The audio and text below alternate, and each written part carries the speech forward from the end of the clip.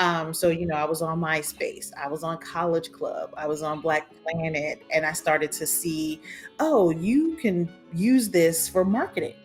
You are listening to the Artist King podcast. I am your host, DTM of DeltaTangoMike.com.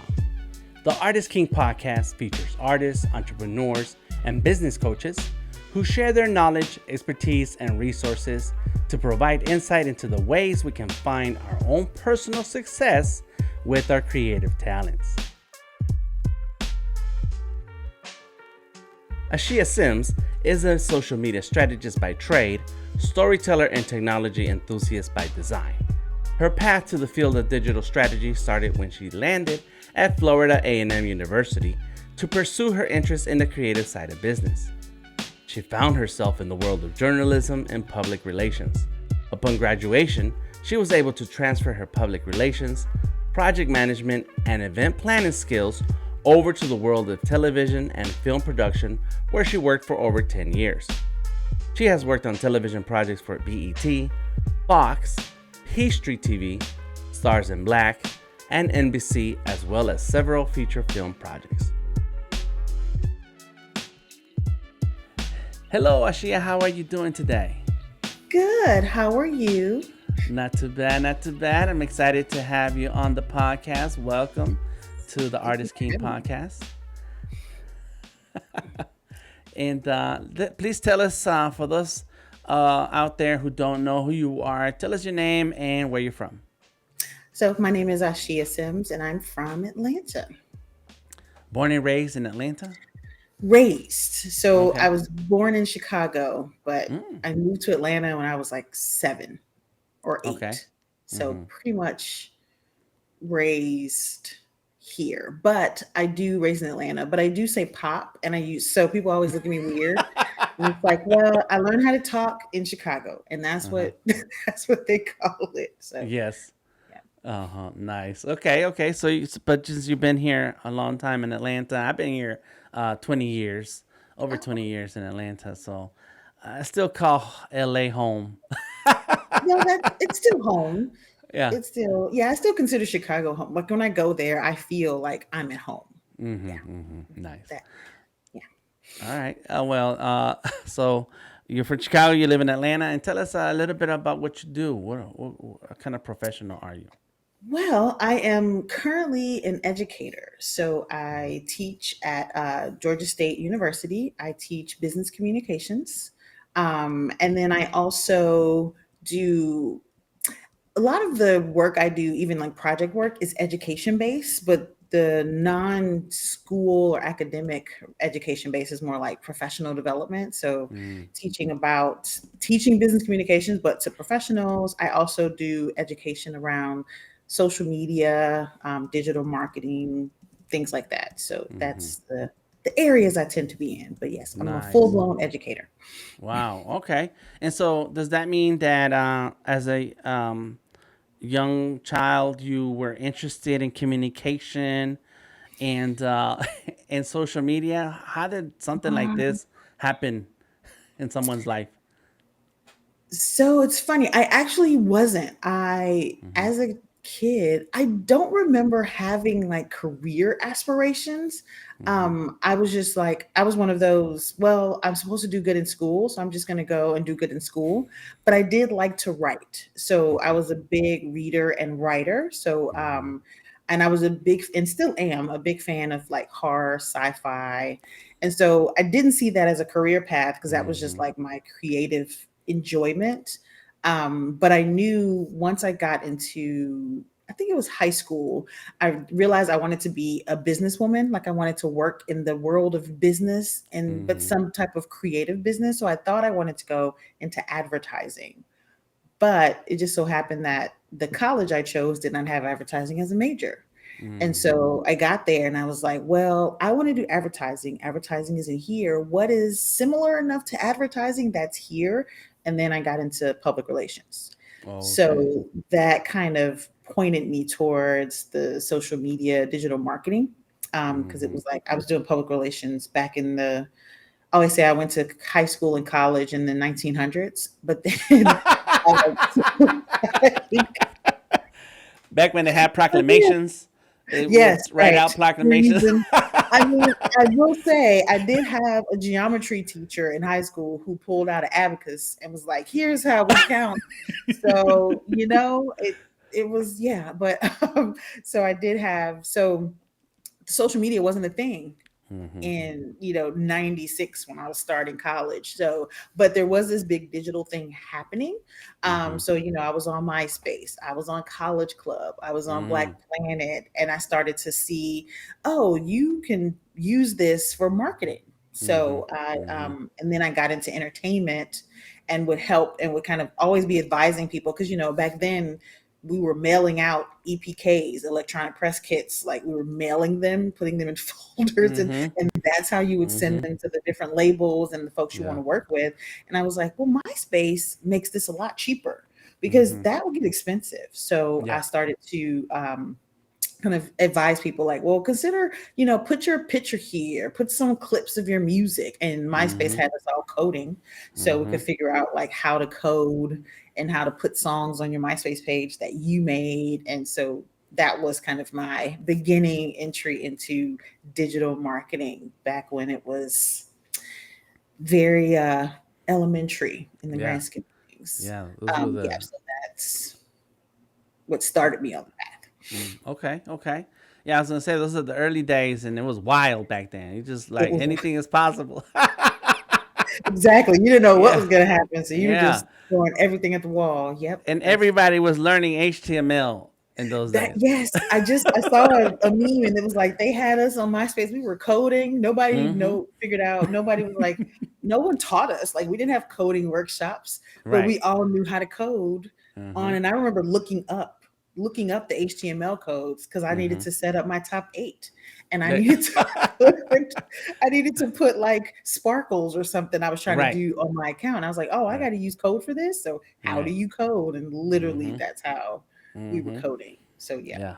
it I was needed to have the Matrix green letters falling oh down on mine back yeah, then. that was cool. I like that. I like that.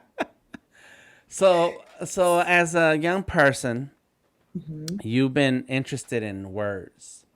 You've been interested in because I love to read. As a kid, I used to read the Reader's Digest, Wow. and if people collected the Reader's Digest, if I ever visited Mhm. anybody's house and they had Reader's Digest collection, I would find my spot, sit down, and I'm reading. I'm reading, reading, reading, reading. And I think to this day, Nice. that's why I wear glasses because, you read in the dark, you read at night, you read whenever you get a chance to read, and That's true. it's yeah, yeah. So you kind of your eyes, you tire them out. You got a lot of miles on my eyes, This is and true. so This is and very, yeah. so that means that reading was a thing for you. Writing is a thing for you.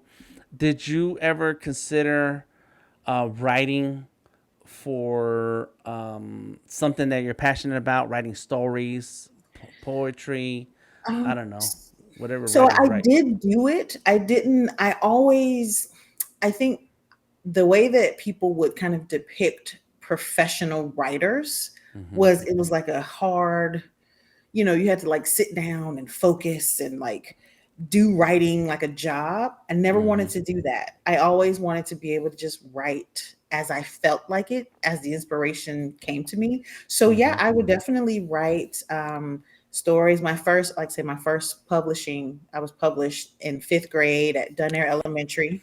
I actually wrote, because the Goonies is one of my favorite movies. Mm-hmm. And so I would write stories about like friends who go on adventures, Mm-hmm. but it would be horror because it was horror. So I wrote a story about these friends that like were hanging out and they went on a walk and they found this barn and it was scary. And I wrote it and then I bound it up with construction paper and I think twine or something, and took it to Mm-hmm. school, and people would read it and they were like, this is really good.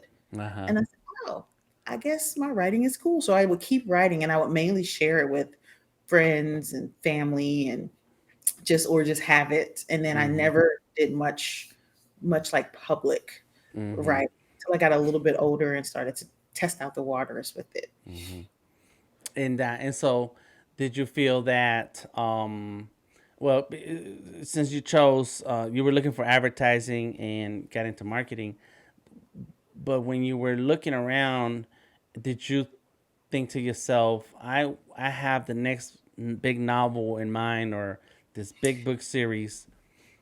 Yes. So I do, I do and did it. It's funny. I actually have a series that I started working on. Mm-hmm. It probably was about 10 years ago, and Okay. I just haven't had the time and mental space to like really commit to it to finish it.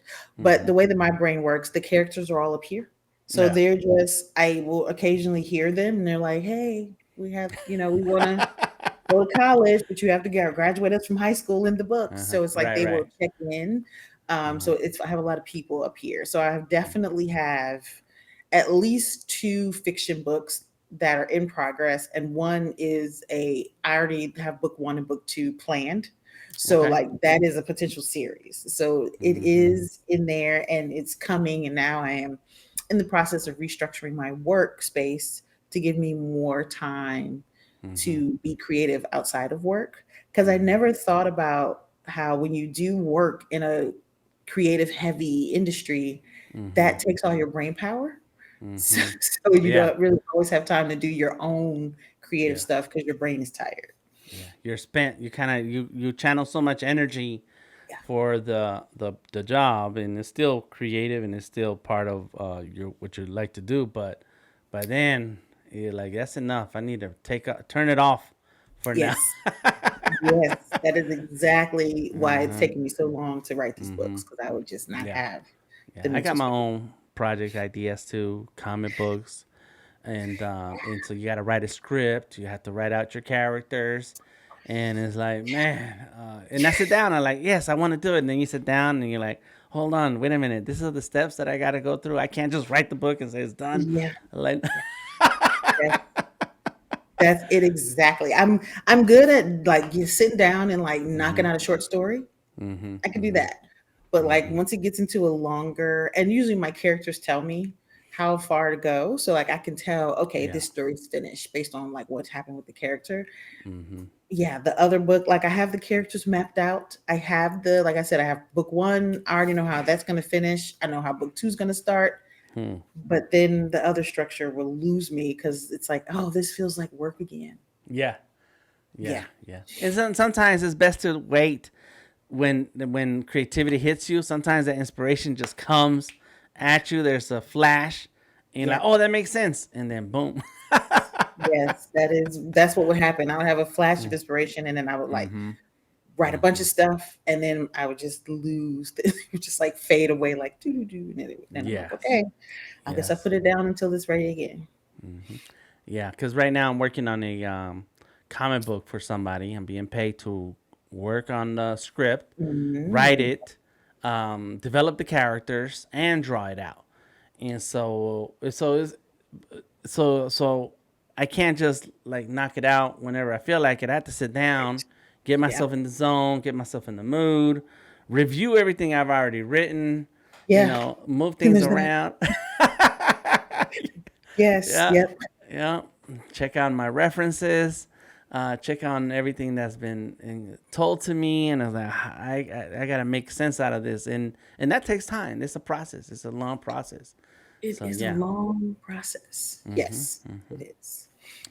But I'm very happy that you found a way to channel your creativity in Mhm. today's world because I think that as the pandemic took over, those who can write words and express themselves with the tools that we have today and as they were being developed, I mean, Clubhouse is not that old, Mhm. in Twitter Space and so on, it's just kind of gave way and an opportunity to those of us who have these other skills that you wouldn't normally see if it was a meetup or a live event, places where it's about the flash and the dash and putting on a persona versus now you have this amount of space to write words, have pictures to go with it, and take people through whatever experience you want to share.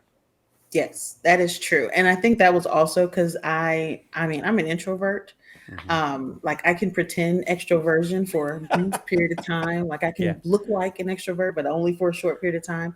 And the Uh-huh. people that were like famous authors, they were either really reclusive, didn't look like me.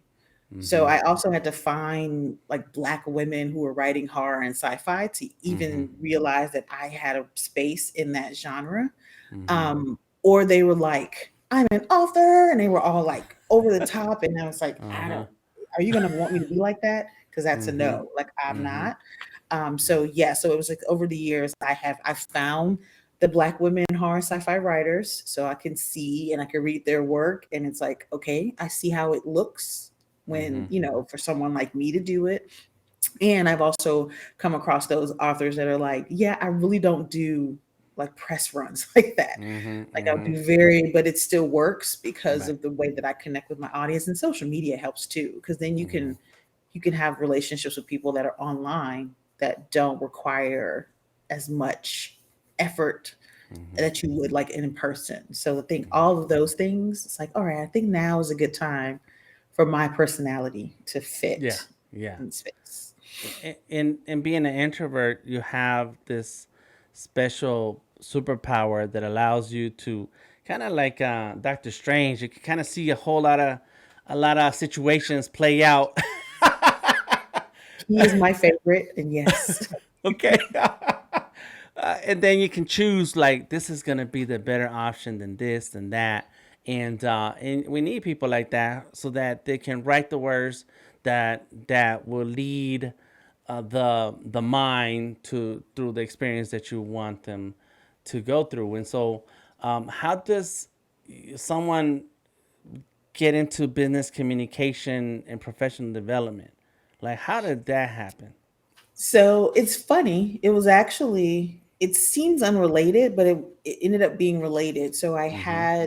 I've always been, because, my parents they're regular folks with regular jobs. Mm-hmm. And I am obviously a bit different. Like, I'm a creative and Uh I huh. want to do all this other stuff. And they're just like, why can't you just want to get up and go to an office like we do? It's like, Hmm. well, I don't. Yeah. So I would always have to try things that I thought were interesting to see if I liked them enough to do them, because I wouldn't necessarily be given the opportunity to do it as a job. And Mm-hmm. so one of the things I had always wanted to do was produce my own work. So I kind of fell into television and film production, Mm-hmm. really liked it, and said, well, I want to actually produce stuff. Because at the time I was working, but I was like a production assistant. And Mm-hmm. so, when you're PA on set, it's like you're working, but you're not making decisions. You're Right. basically giving instructions. And Mm-hmm. so I just so happened to have a friend of mine who was a singer songwriter at the time. And she was saying, I can get on stage and like perform and dance and do all that and sing, but I don't know if how I'm not very comfortable talking on Mm-hmm. stage and like presenting myself that way. And I said, well, we can have a show. And so we ended up creating a Uh huh. show. And I was Uh like, well, huh. I want to produce. She said, well, I want to practice being. So she was the host, Uh I huh. was the producer. And then we just launched this. It was an early YouTube show. We call it a web show. That's Uh how it huh. was, like Right. 2009. Yeah. And it's called Friday Girl TV. And Okay. we launched the show. Of course, we had no money. So we were doing a lot of, I would be looking up like, okay, we need audio, but I can't spend, $1,000 on this fantastic looking sound kit. But what's a Right. budget version? And so I found like mini budget versions of everything. And we would Mm. go to to shoot something. And we would just have this, I would pull out my little kit, my little camera, and I'll put my little tripod. And people were Mm-hmm. like, Mm-hmm. so this is cute. Y'all have a show. We like the show. But how are you out here producing a show with, like, what is this part of it?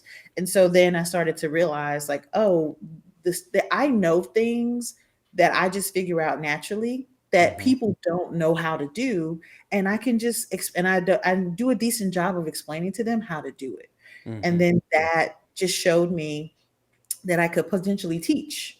So Mm-hmm. we kind of pivoted a little bit because web shows weren't really profitable. I mean, Mm-hmm. they're Right. not necessarily profitable now, depending Mm-hmm. on, like, you have to do a lot of things, but just kind of Mm-hmm. having the show. And so we started teaching digital storytelling workshops. Mhm. And at Mhm. first, and we were teaching it to juniors and seniors in high school. I was terrified. I'm an introvert. I was like, I'm supposed to stand up in front of a classroom of Uh-huh. kids and Uh-huh. talk to them. But my friend, her aunt was her teacher. So she had grown up around teachers. So she just basically would do the things that her Mhm. aunt would do. And so I Mhm. watched her and I was like, oh, that's not so Hmm. scary. And Yes. so I would just kind of piggyback on her a lot. But then I started to get more comfortable myself and started to do things. And then I kind of moved into so digital storytelling, but then it turns into like how you present yourself or how you think about how you show up. Mhm. And so I would, be telling people like, don't wait, or, just look this up and just make these adjustments. And so it's like, oh, this is also kind of professional development. So it Mhm. all kind of began Mm. to connect the dots. And then funnily enough, I ended up working at Georgia State because someone I went to college with posted on Facebook and was like, she was in the Department of Communications at Georgia State. She was like, we're looking for instructors to teach a advanced writing class. All you need is a master's degree, Mhm. and let me know if you're interested. And so I had said I would love to teach in academia, but I had no idea how to do it. And so Mhm. she just so happened to post that, and I was like, well, I have a master's. Yeah. So I just sent her my information. I was like, I would like to do it. And that's how Mhm. I started teaching college Right. and really liked it. And then I kind of got into the ecosystem of Georgia State. And so when they were hiring for business communications adjunct instructors, they reached out to me Mhm. because I worked in marketing. So I had Mhm. like the skills and the Mhm. background. And so now that's That's where awesome. Oh my gosh. Did you just jump into it? I think the answer was I just jump into it. I did, but it was like I like jumped into it one step at a Over time. and Like, over and over yeah, again. yeah, Yes, yes. And you say you're an introvert, and I can tell. And you said that you act like an extrovert at whenever necessary, but we can still tell. Those of us who are extroverts can tell. Um, yes. I know. That's why I never say I'm like, no, I'm not an extrovert. I don't even yeah, pretend to be. yeah.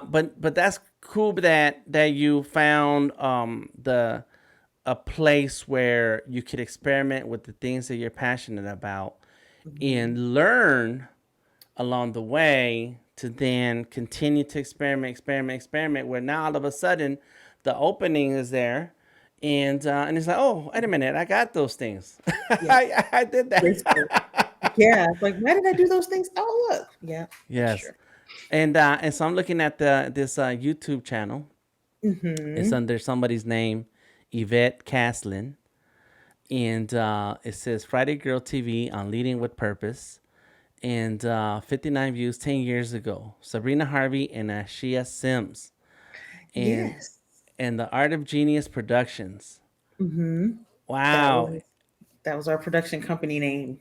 Yeah, And our G. so that kind of gives me a little insight, like how we even meet. And it has to have been through the circles. Liberty White, Yes. Dryer Buzz, Mhm. and because Mhm. I know that Liberty White had a award show, a web shorts award show or something like that.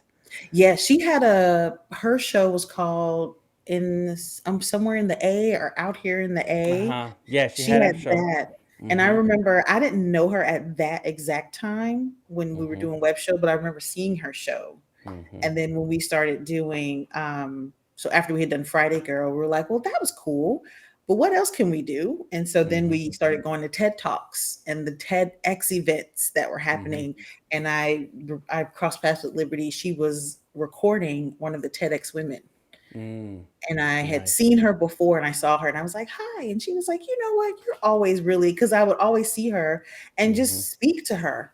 And Mm-hmm. she said, you know what? You're always really nice and you always come over and say hi and just see how I'm doing. And I was like, well, I mean, why Uh-huh. else? And I always tell people, like, just be nice and cordial. You never know. And Yes. so over the time, we just kind of were in the same spaces and kind of moving through the same spaces Mm-hmm. at the same time. Yeah, yeah, and that's how you expand your reach. You Yeah. network with people, and next thing you know, Yeah. opportunities present themselves, and you're in the right place at the right time.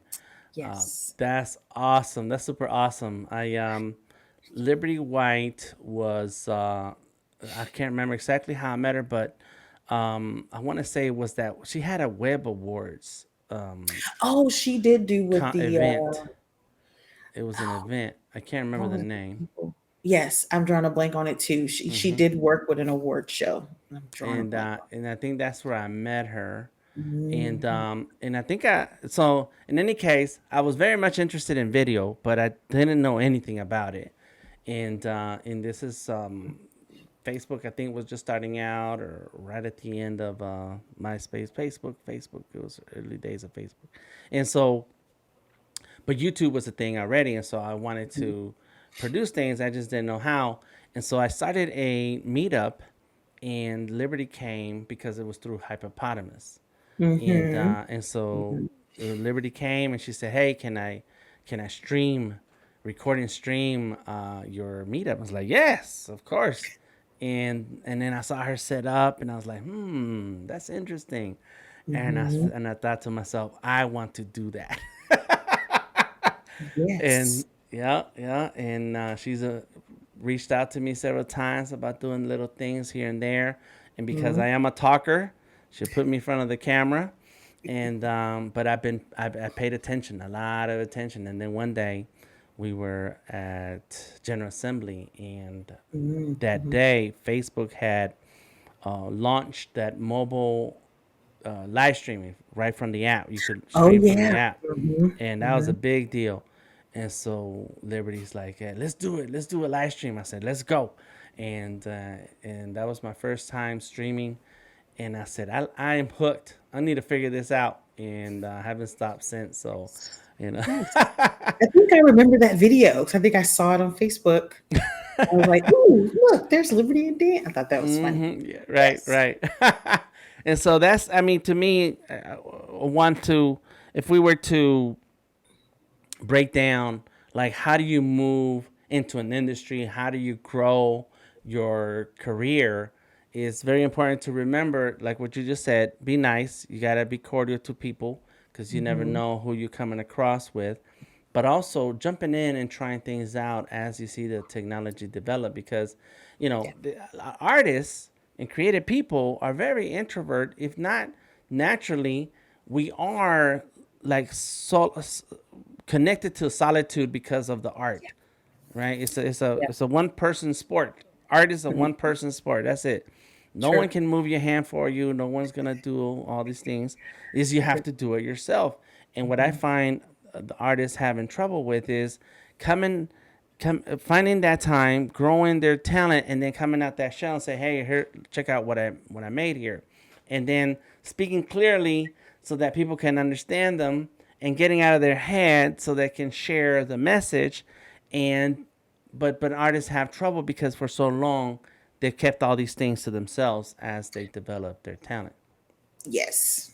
Yeah, I definitely had that trouble, and that's I just made a decision at I've I had to be in my early 30s. And I was like, "You know what? I'm just gonna be comfortable being uncomfortable." So I just started to just Mm-hmm. do stuff that Mm-hmm. made me feel very uncomfortable. So now when Mm-hmm. I'm uncomfortable, it doesn't feel because it does not like I don't get uncomfortable. I Mm-hmm. just am aware of it and just Mm-hmm. realize that, it's what my friend used to say. So, but did you die though? And it's like, no, I didn't die. So Right. therefore I'm gonna keep doing it. Mm-hmm. And so Mm-hmm. then yeah, just keep trying because that's how I got more comfortable talking on camera was I decided to start a Periscope back when Periscope Uh-huh. was a Right, thing. right, right. And I would talk about social media and digital marketing. And so I would Mm-hmm. just make up Periscopes and talk about like you want to be in social media, you want to be in digital marketing. And I would make videos walking and all of Mm-hmm. this stuff, but it got me comfortable essentially talking to no one, but talking to someone. So I Right. don't need an audience Uh-huh. to express my thoughts because I'm comfortable with not having direct feedback in the moment to do it. Mm-hmm. Mm-hmm. Mm-hmm. Yeah, you get out there and you say what you're gonna say, stick to the script, and boom, you're done. That's it. Yeah, even if, and it happens to all of us, where as extrovert as I am, there's still moments I'm live streaming, I'm talking, and I'm listening to myself, and I'm thinking that sounded dumb. Why am I still saying that? And then so then you shrink down into yourself. You're like, oh my god, because people hear what I just said. Does that make sense? You know, probably people listening to this right now are thinking what I'm thinking. Like, I don't know, why am I even watching this guy still? And you know, and so you have to get past that feeling and say, well, we got to stick to the script. We're gonna finish what we need to say and see what happens later. Yeah. And that's why I like live streaming, because it can go wrong, and but it's honest. It's like you know, we're not gonna edit this out. There's no way to take back the mistake or the error here. They just roll with it, and but then when it's done, you're done. You're looking like, whew, I, just Yes, relax. Yeah. definitely. Yeah, I think when I have those, because I say things weird all the time because my Hmm. brain is, and you know, like it's a lot going on in here. But I Hmm. started to take my internal monologue outside. Oh. So if I say something that sounds weird, I will say out loud, "That sounded weird. That's not what I Hmm. meant," and then I'll Hmm. fix it, and Hmm. that makes it. And sometimes I even do that when I'm talking to my class, and sometimes they'll laugh and it's like, Hmm. I'm not trying to be funny on purpose. It was humorous just because of the Hmm. way I said it. But it's Hmm. like, no, this is, and it's kind of it's me giving myself, like, it's okay. Right. Like, it's, you know, you Hmm. say weird things, you stumble over words. We're humans. And so it's Hmm. okay to Hmm. do that. But yeah, I definitely will say words and I'm like that. I hope that made sense because I feel like I said a jumble of things and I Right. don't Right. know if that's going to work. Yeah. Hmm. Yeah. It's allowing the the the moment to I had a better word than allowing, but recognizing that, oh yeah, that was a little off. No worries. We're honest here though. We're honest, you know? We're being Yes. honest and stuff. Yeah. And then sometimes I get so caught up in my words that at the end I was like, I forgot if I even clicked on the point the way I should have. And so I just ended with Yes. like, and I just end the comment with, well, I don't know. That's what I think anyways, but I don't know. I may be wrong, you know? Who knows? Yeah. So so now we're gonna tap into a little bit of your professional and get some insight as to what can artists do in this social media driven world of today, where Mhm. to me it's a big advantage. I look at it as an advantage where we have all these tools, but Right. to the introvert or for those who are not used to sharing about themselves, and this is why I push for building a brand or a persona, so that it's not you sharing your innermost feelings, but Mhm. kind of setting up a persona of who you want the world to know, and that reflects that thing that you want the world to know about. Mhm. But if we were to look at professional development for artists, business communications for artists, what would be some of the tools they can use to get started? What should be some of the ideas and mindsets they should have when they want to take what they've designed, built, experimented with, and then show the world? I think what I always tell people, because even I tell my students this, because they're all, you know, people that are in school, everything is you're doing it, there's a right way and a wrong way to Mm-hmm. do things, which is not Mm-hmm. always true. And so I always say to them, pick a space that resonates with you. So, like a tool, a platform, and then just let people into your process. So, approach it from, I'm just telling you a little bit about this thing I did Mm-hmm. versus I'm pouring my heart out to you. Because if you do, if you do that, it feels way more heavy, it feels way more consequential, and you're less inclined to hit post. But if you Mm-hmm. just take it from the perspective of, so here's this little thing I did, and I just want to put it out there and see what you think about it. And Mm-hmm. then divorce yourself or could disconnect from the judgment. So like you Yeah. have to, I always say you have to practice taking your personal feelings about it out, because you're Mhm. releasing it into the wild. You don't know what's going to happen. And Mhm. so just know I'm putting it out here. Whatever happens happens, but I know I put it out there. Right. And I know that's not easy. Eh, but none of this is. If you've already decided that you have work and you have art and you have something you want to share, if you're creating it, you want to share it. Mhm. Because if you didn't want to share it, you just wouldn't create. There's plenty of people that have all sorts of ideas in their mind, but they're like, you know what, it's too personal, so I keep it inside.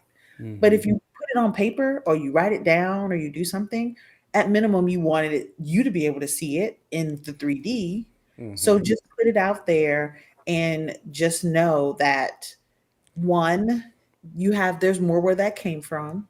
Mhm. So it doesn't matter if you put it out there and people don't like it or people do like it or someone steals it, because that's also a common thing when you're Yeah. creating art. It's like, yeah, but that's not just that one piece of art isn't you. That's just a creative moment. You have a Mhm. lot of those. Mhm. And really just finding, like, I always say pick one platform, because people Mhm. go into, I need to be on, and it's like eventually you may want to get on all of those. But right Mhm. now, what's the medium that you're most comfortable with? And most Mhm. platforms have a medium that works for you. So like if you are about, still visuals, throw up an Instagram account. Mhm. Commit to posting 2 times a week to start, and then just do that and go from there. But you have Mhm. to start, but you can't always start. You have to be willing to go on the journey, is what I usually tell people. And the journey is, you don't know what it's going to end up. And so if you can't even commit to a little bit of it, then you're never going to get there. Yeah. And so you have to start, and you have to be willing to, you're going to change it. So it's fine. Whatever you have now is probably not what you're going to have in 6 months. Mhm. And so Mhm. just do it. Um, just doing it is really, and it's not easy. And I always, because whenever I say that, people look at me like, I know you're saying that. And it's like, I know I'm saying it.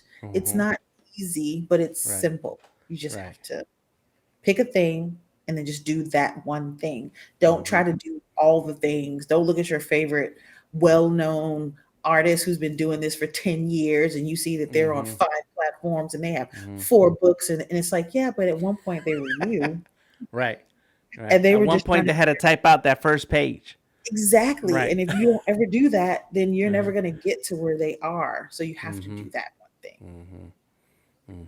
What is that's some great advice. All of that is amazing because I feel the same way about starting somewhere, Mhm. and I think that when I mentioned the persona earlier, I think that's also a way for artists or people, human person in general, to protect their feelings and emotions by saying, "Here's DTM. We're talking about DTM here.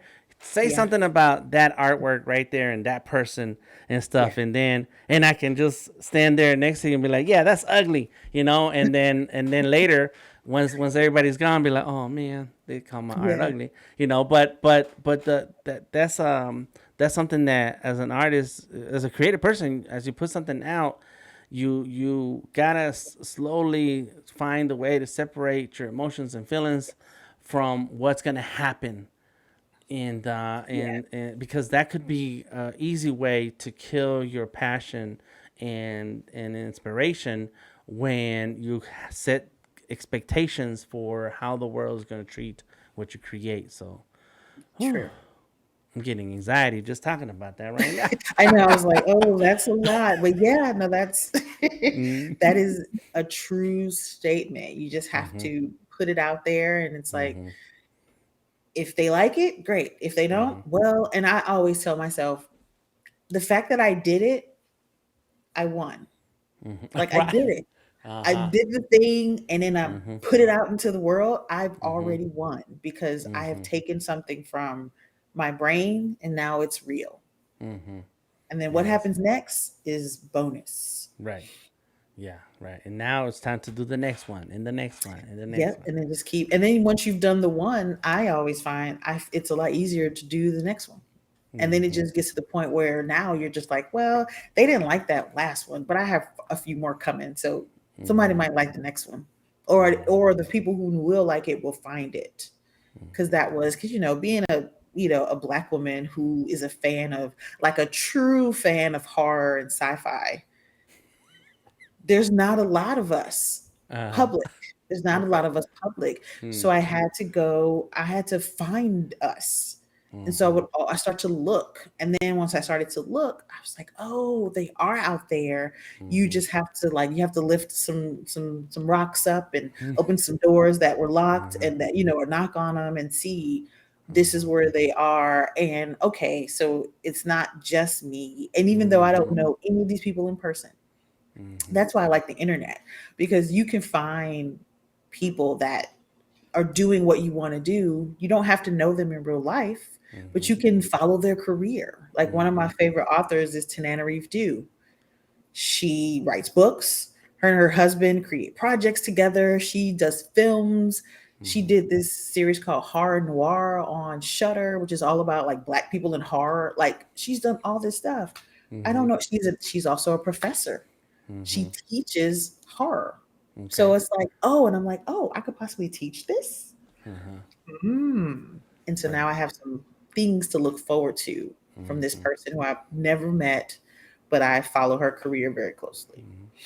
So looking, using the tools that we have available, and I keep talking about the internet. Like, it's amazing that we're Uh-huh. able to connect with other people in your industry who you may not know, ever come across. You're never gonna see them in any live situation Yep. unless you're paying convention prices to be in their session and get in line to speak to them, for those 2 seconds.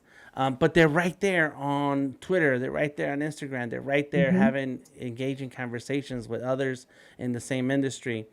I think it's very important that we do put some of these tools to use so that we can find each other. Because as Yes. you take that first step out there, others will recognize you and find you just like you would find them. Yep. Agreed. Agreed. Yeah, definitely. I have definitely reposted things and had her retweeted, and I was like, "Ooh, she retweeted me," like Yeah, yeah, that was yeah. a cool thing. But just, like, being able to look at her stuff on Twitter and seeing what she's working on, it's like, Mm-hmm. oh, I never thought about that. I'm gonna look Mm-hmm. into that too. Mm-hmm. So definitely, I'm a big fan of find your tribe, find your Mm-hmm. people in as many places as possible. Mm-hmm. So And that just find them. right, and I think that fits under professional development. Yes, yes, There we go. yes. We wrapped up a lesson right Yeah, because that's essentially networking, there. Uh you huh. know, because people always talk about, it's funny, there was this conversation about parasocial relationships happening around, people that follow folks on social media. And a lot of it was like those relationships are potentially, they were it kind of had a not so great slant to it. Mm-hmm. But I was thinking, I was like, actually, as an introvert, Mm-hmm. parasocial relationships are great, because I'm not going to be friends with most of these people, because Mm-hmm. I have a very, like, I have very specific friendships, but Mm-hmm. I can get a lot from Mm-hmm. being connected with them in these different platforms, and, like, following them on these platforms and listening to what they say and listen to how they approach their work. And I have adjusted some of the things that I want to create based on what I've seen other people do. So that's Mm-hmm. another thing you can do, is if you have an idea, find other people that are implementing something similar and Mm-hmm. get inspiration Mm-hmm. for that. Because I have an audio, I want to do an audio series, like an audio drama, a scripted audio series. Mm-hmm. And podcasts became a really big thing.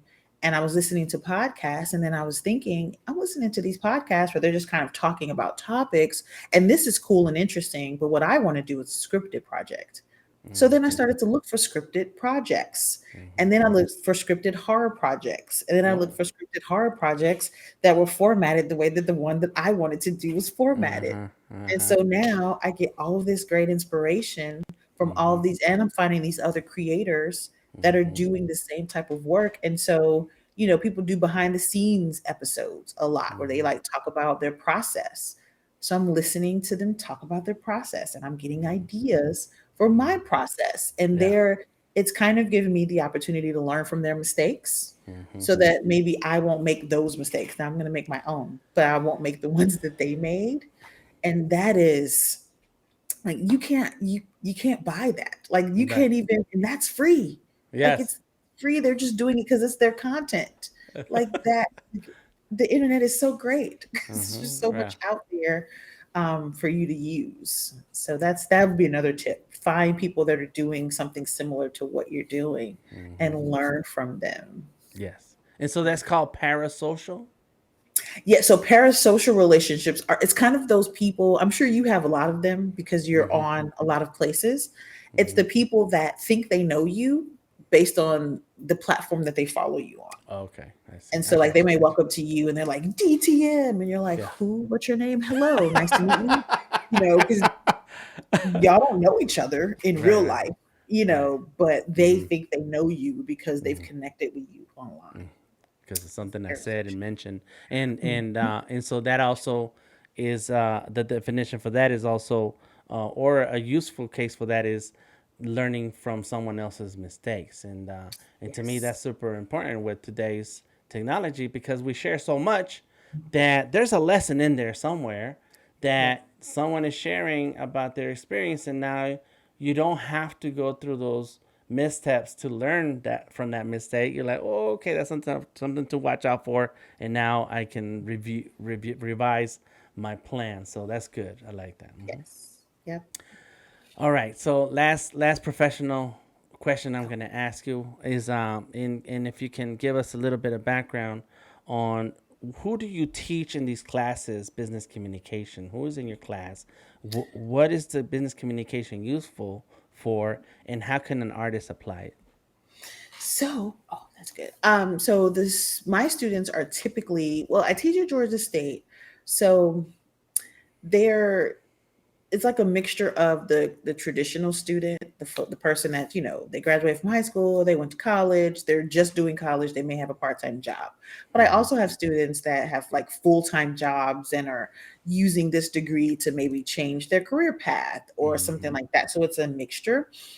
So there is a variety. There are folks who, I've taught students who want to be actors, Mm. but your parents are like, well, if you want to be an actor, you need to get a degree.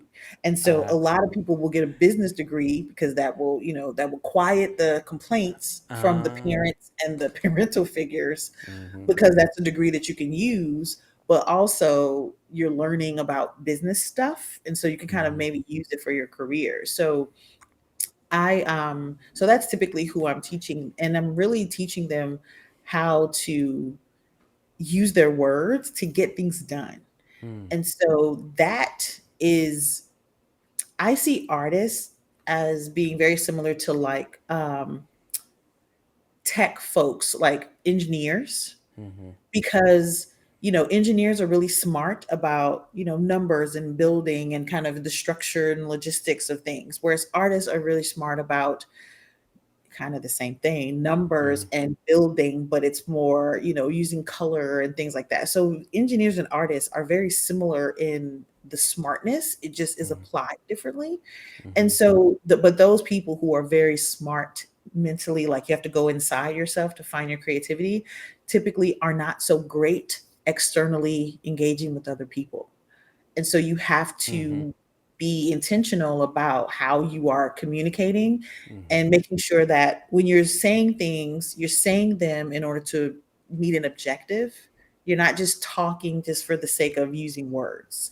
And that's Mm-hmm. usually what I have to kind of enforce to my students a lot. It's like, yeah, I get, because people think, well, I'm not going into marketing, so I don't need to take a business communications class. And it's like, Mm-hmm. yeah, but you're going to talk to people, you're going to send emails, you're Right. going to be in meetings because you're going to have Uh-huh. to give people updates. And Mm-hmm. so when you're sending this information, as an engineer, they're all about the details. And so it's like, that's Right. great. You're going to write a bunch of information down, but are they going to Mm-hmm. read that?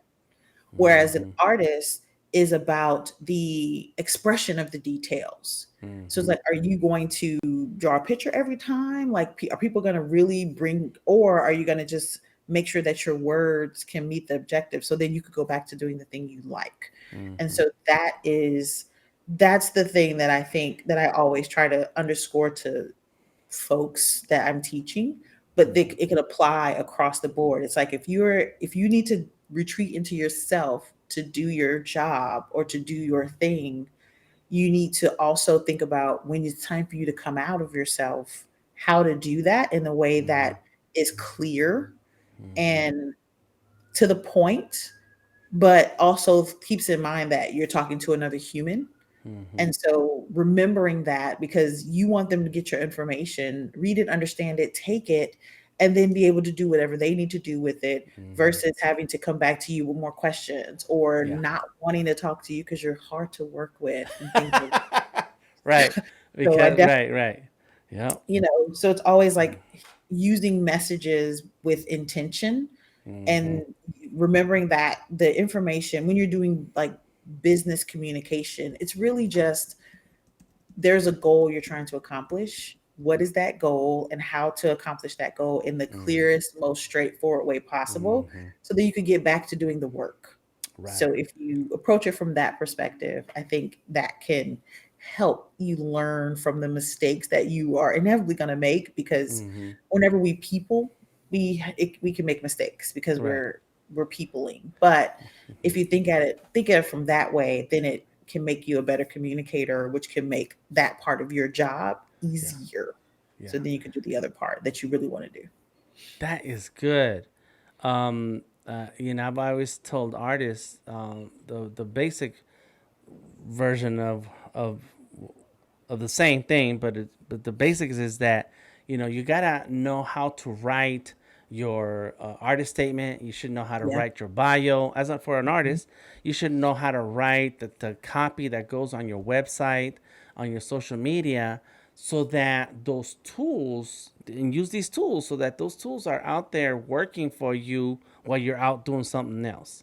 Yes. And if you don't know how to write it well or clear to the point with the goal in mind, then people won't understand what you're talking about, and they're not and they may say that you're difficult to work with, or they might say this person, I don't even want to get into what's going on because I'm already confused. Yep. And so yeah, you need proper, clean, clear communication depending on the situation that you're in. I have several different CVs, several different artist statements, depending on what kind Mhm. of medium I'm working on and what's the point and goals of this art Yep. collection and so on. Because you have to have a goal when you're writing, and you want to stick to the point to make it impactful and effective. That is true. And I always tell people if you are not clear on who you are, Mm-hmm. someone else will tell you who they think you are. Mm-hmm. And that, for me, that's what annoyed me. Uh-huh. That's what made me become more extroverted because Mm-hmm. people kept telling me who I Mm-hmm. was. Mm-hmm. And I was like, you're wrong. That's not actually not who I am. Yeah. And so I realized, oh, if I don't start saying it, you're just going to keep telling me the wrong thing. Mm-hmm. Mm-hmm. So you should do that. Wow. Wow. This is deep. I'm glad that I had the chance to talk to you and get you to share with us some of your professional insights, because it's very necessary in today's world where all social media is a form of communication. Yes. Yes.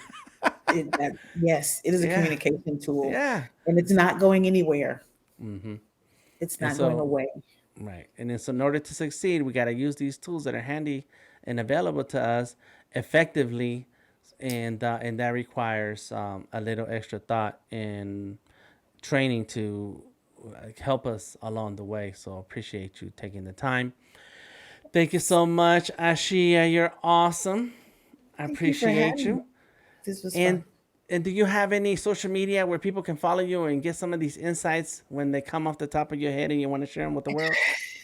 I do. So I am um on I'm my name on everything. So I'm either Ashia Sims.